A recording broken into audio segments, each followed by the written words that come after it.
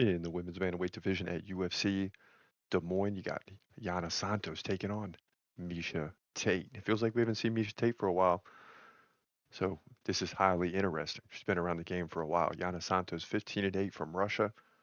Miesha Tate, the American, comes in at 20-9. So you already know which way the crowd's going on this one.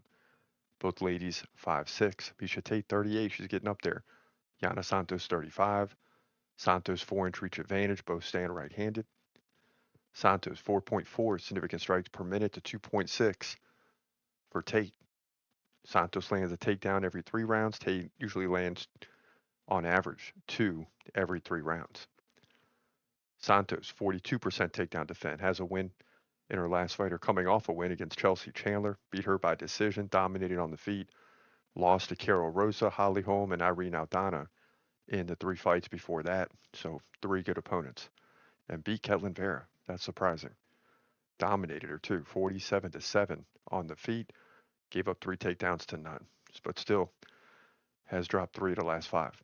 Now Tate, uh, she missed 5 years after her fight in 2016 against Rockwell Pennington. Then came back to the UFC in 2021.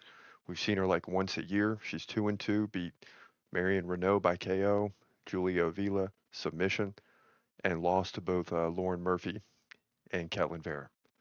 So a little bit of a struggle, but she's still getting back to her true form. Now Ketlin Vera uh, is a common opponent among both. Tate, beat her on the feet, had 1 takedown to none.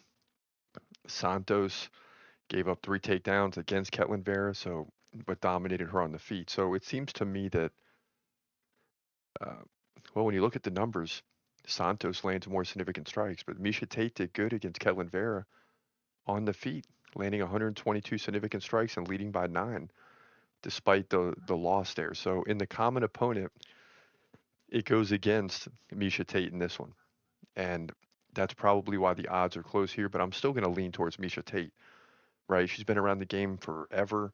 She's going to have the crowd in Iowa behind her.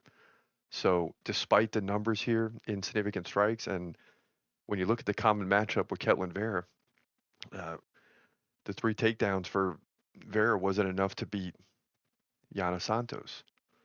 The 1 takedown in the Miesha Tate fight was enough to win. So, you have a common opponent that should make you lean towards Santos, but something tells me Miesha Tate's going to win this one.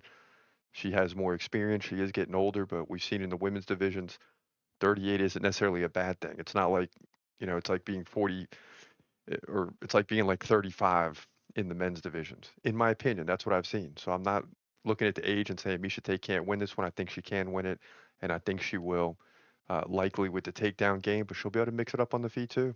Look for her to go 20, to get her 21st victory, move to 21-9, in my opinion. Women's bantamweight division, UFC Des Moines.